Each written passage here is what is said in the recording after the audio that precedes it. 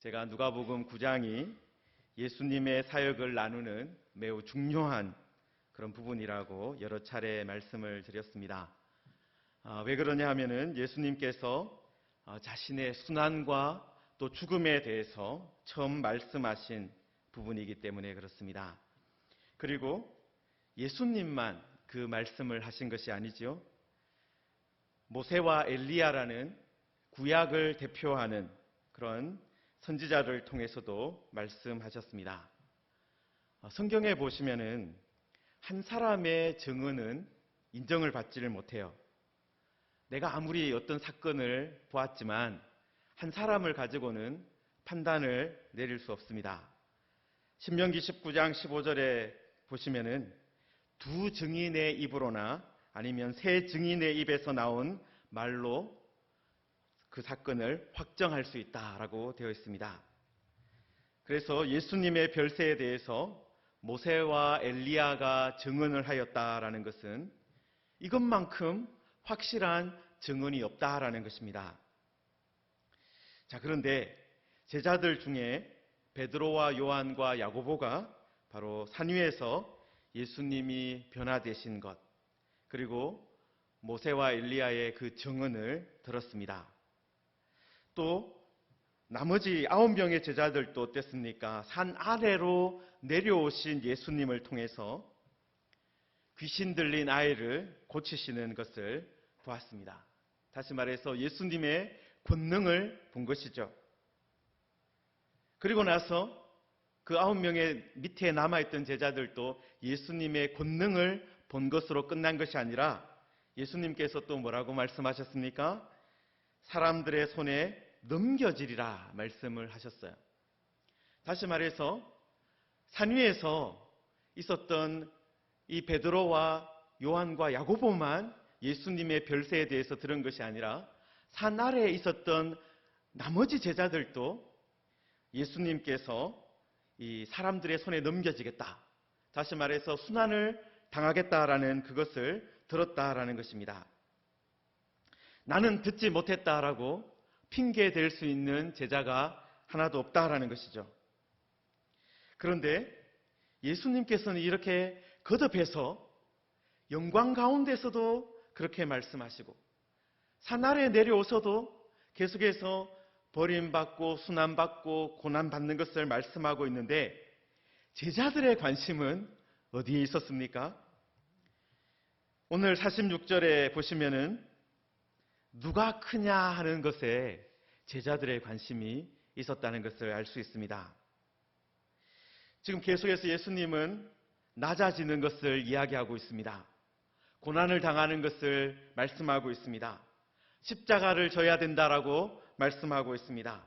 그런데 제자들은 높아지는 것, 위대한 사람으로 인정받는 것, 그것에 관심을 가지고 있었습니다.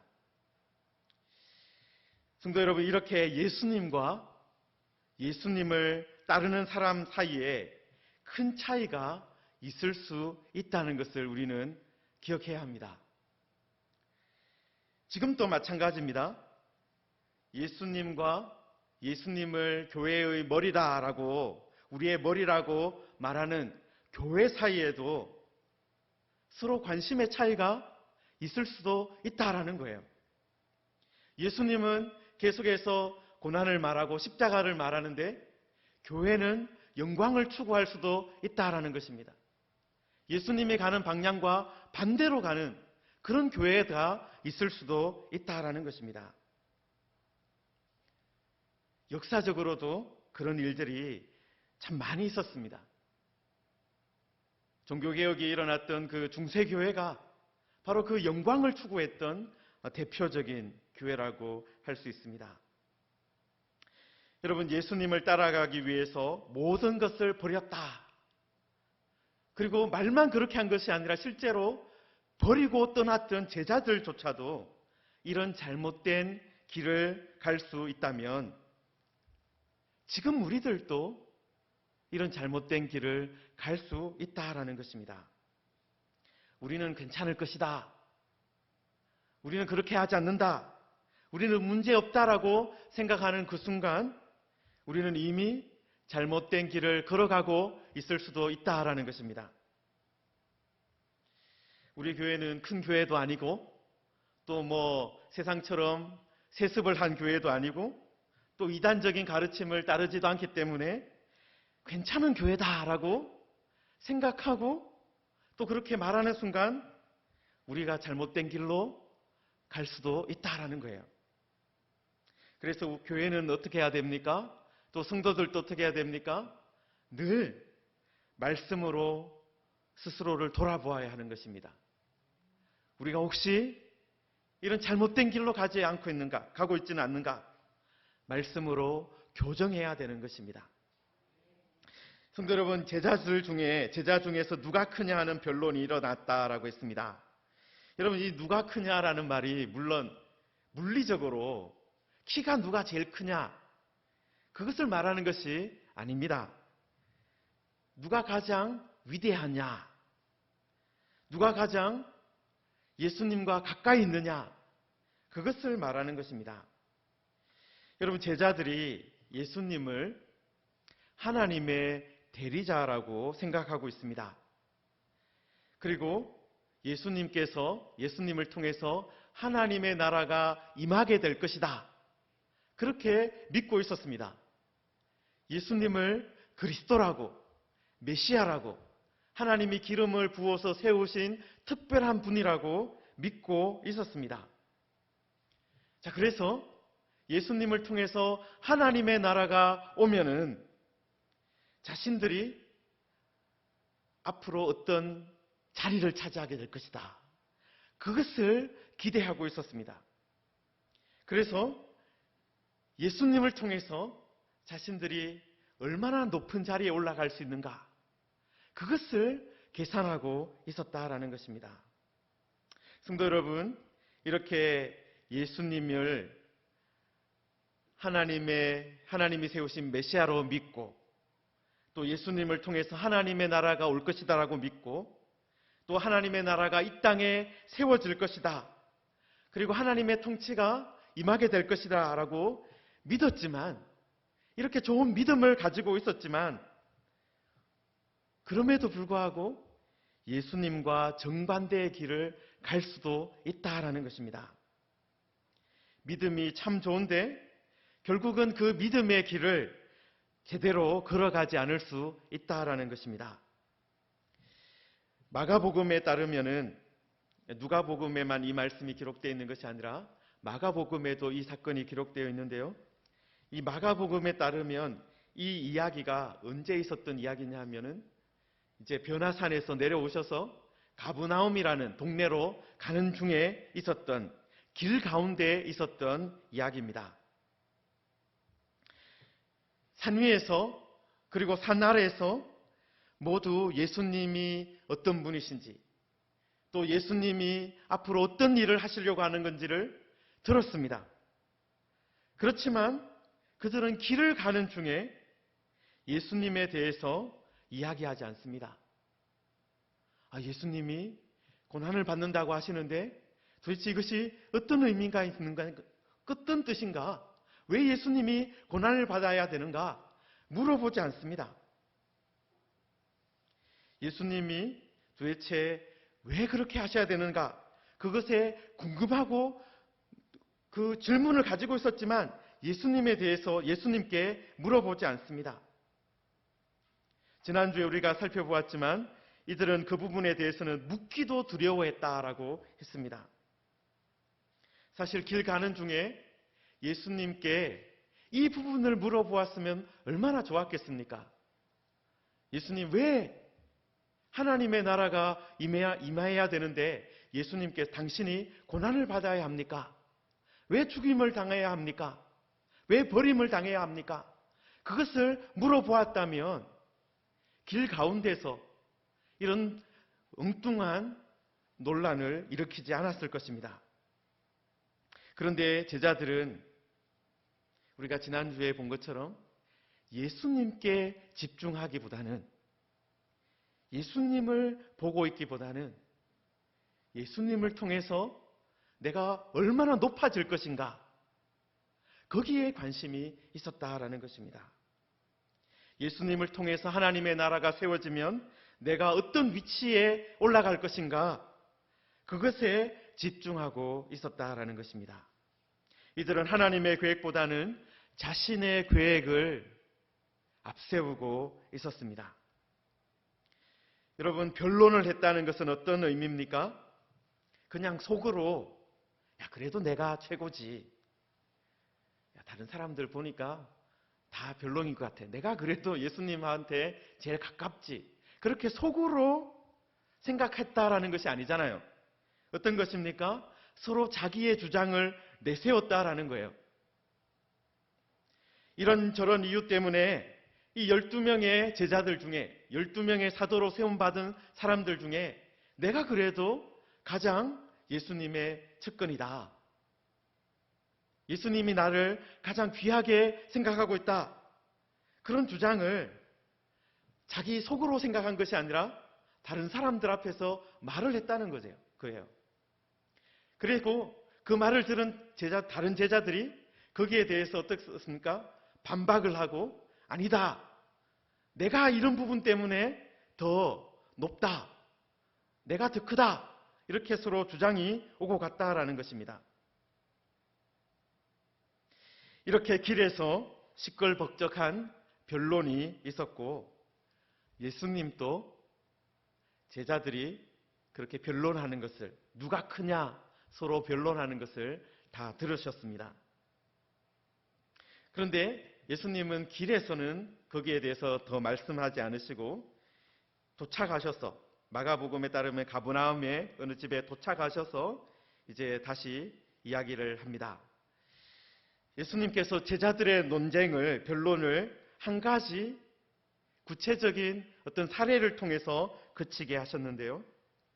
예수님께서 어떤 일을 하셨습니까? 한 어린아이를 데려다가 자기 곁에 서게 했습니다. 여기서 어린아이라고 번역된 단어가 이 파이디온이라는 단어인데요. 아주 어린 갓난아기부터 사춘기 이전에 그런 소년이나 소녀를 뜻하는 그런 가장 폭넓게 어린아이를 말하는 그런 단어입니다. 재밌는 것은요, 저도 이걸 보면서 하나 받는 주석이나 이런 것들을 보다가 발견한 것인데, 여러분, 교회사에서 이 아이가 누군가 하는 것으로 논쟁이 있었다는 거예요. 여러분, 누가 크냐라는 논쟁을 거치게 하기 위해서 예수님께서 한 어린아이를 데리고 가운데 세우셨는데, 나중에 교회 안에서 어떤 일이 벌어졌다는 거예요?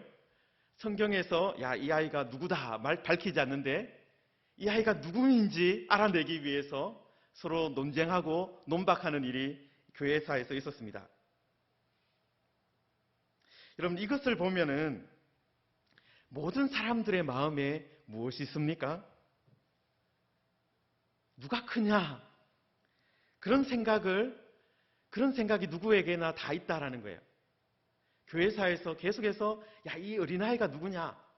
야, 우리가 바로 그 사람의 후손이야. 우리가 그 사람이 가르쳤던 교회에서 우리가 배웠어. 그런 말을 하는 사람들이 계속해서 있었다라는 거예요. 성도 여러분, 예수님은 제자들 중에 누가 제일 크다, 그리고 이 아이가 누구다, 그런 것을 선언하지 않으시고 대신 어떻게 하셨습니까? 가장 먼저는 영접하는 것에 대해서 말씀을 하십니다. 예수님을 통해서 세워지는 하나님의 나라는 누가 크냐를 자랑하는 곳이 아니다라는 거예요. 예수님을 통해서 세워지는 하나님의 나라는 어떤 곳입니까? 예수님의 이름으로 다른 사람을 영접하는 나라입니다.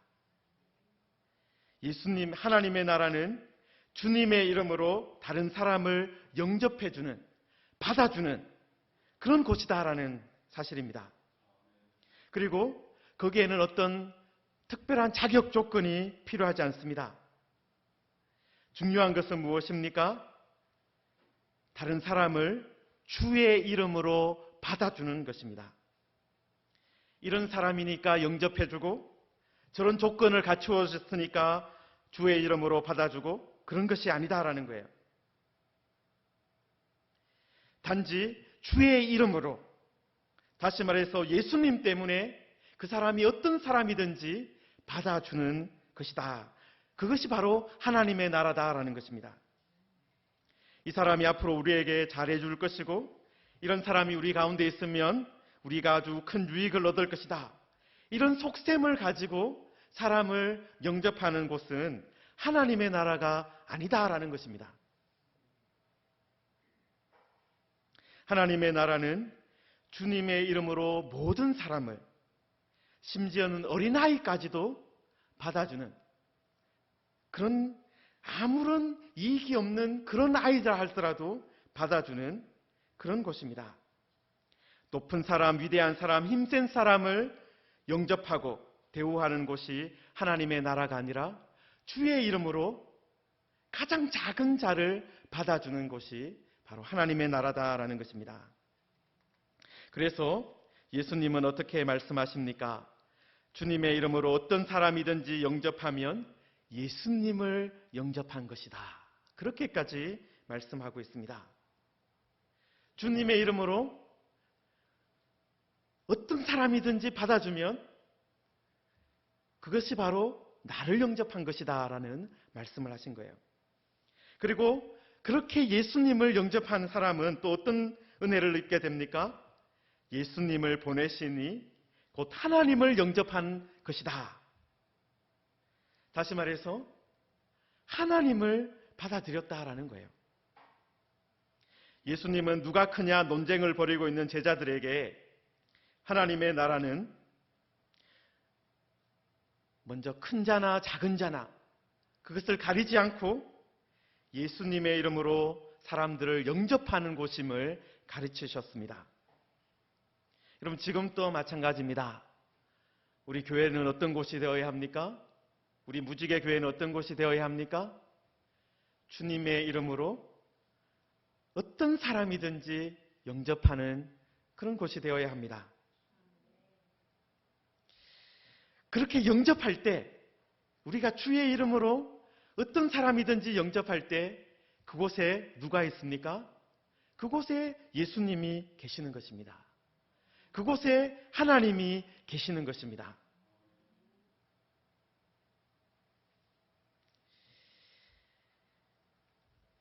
그리고 예수님께서 두 번째로 무슨 말씀을 하십니까? 예수님께서 제자들이 논쟁했던 바로 그 부분에 대해서 답을 주십니다. 너희 모든 사람 중에 가장 작은 그가 큰 자니라. 제자들이 지금 누가 크냐를 가지고 논쟁을 하고 있는데 예수님에 의하면 누가 가장 큰 자입니까? 가장 작은 자가 가장 큰 자다라는 거예요. 여러분, 이렇게 하나님의 나라는 세상의 질서가 전복되는 곳입니다. 세상의 질서가 그대로 적용되는 곳이 아니다라는 것입니다. 세상의 기준과 가치관이 뒤집어지는 곳이 바로 하나님의 나라이고 교회입니다. 만약 우리가 예수님을 믿고 나서도 이런 가치관의 변화가 일어나지 않았다면 우리는 아직까지 예수님을 제대로 믿고 있지 않는 것입니다. 예수님을 영접하지 않은 것입니다. 하나님을 영접하지 않은 것입니다. 아직까지 하나님의 나라의 백성이 되지 않은 것입니다. 예수님을 제대로 믿는 사람은 예수님의 이름으로 가장 작은 자를 영접하는 사람이고, 그뿐만 아니라 자신을 어떻게 취급하는 자입니까? 자신을 가장 작은 자로 취급하는 자입니다. 예수님 때문에 가장 작은 자로 취급당하는 것을 기뻐하는 사람이 바로 하나님의 나라의 백성이다라는 것입니다. 높아지기 위해서, 인정받기 위해서, 높은 사람, 위대한 사람이라고 칭찬받기 위해서 예수님을 믿는 것이 아닙니다.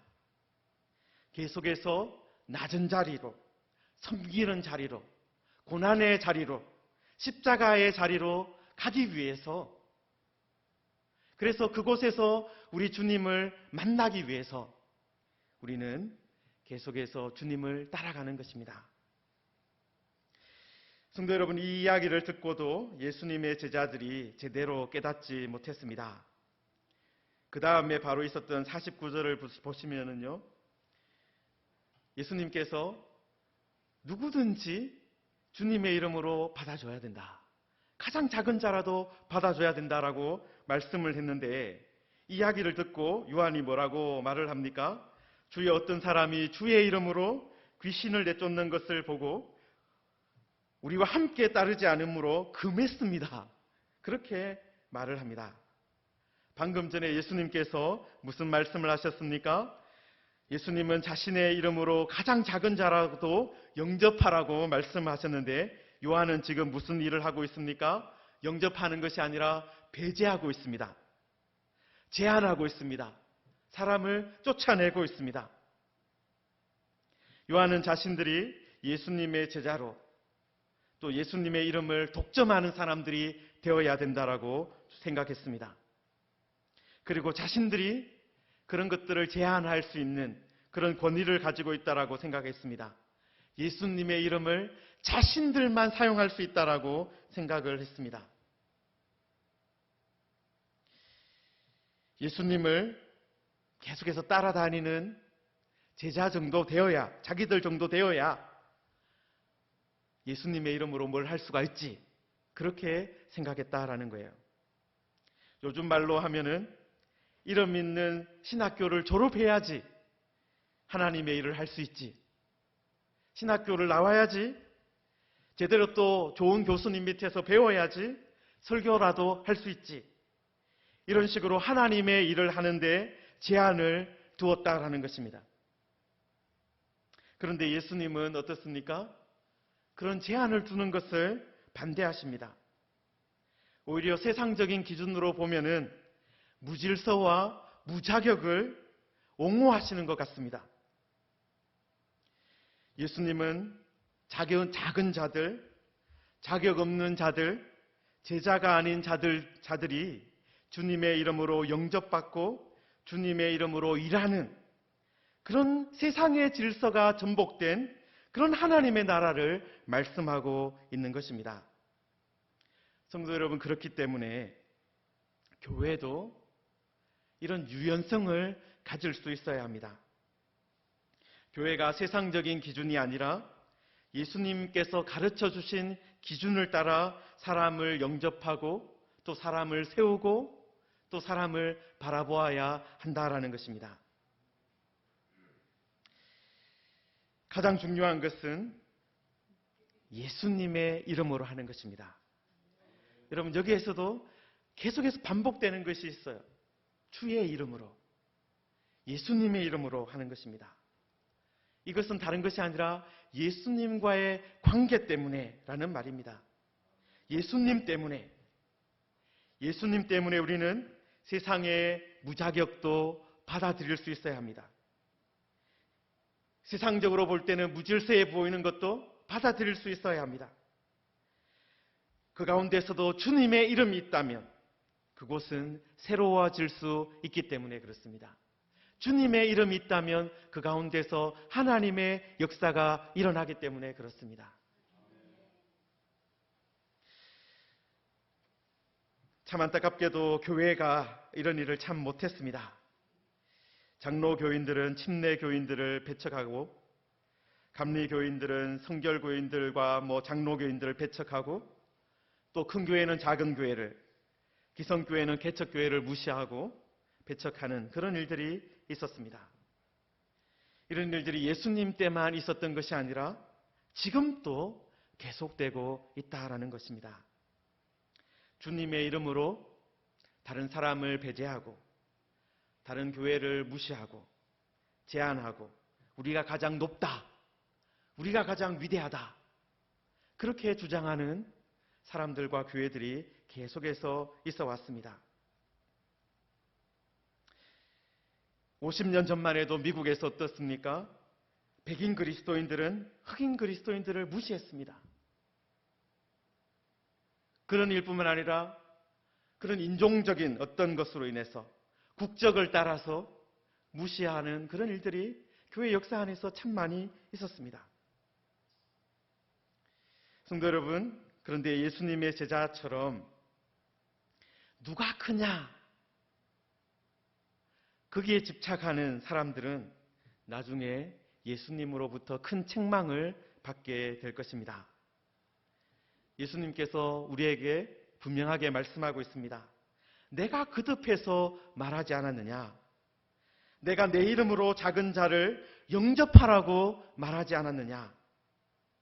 주의 이름으로, 나의 이름으로 일하는 사람이라면 그 사람들과 함께 하라고 내가 거듭해서 말하지 않았느냐라고 예수님은 우리에게 말씀하고 있습니다.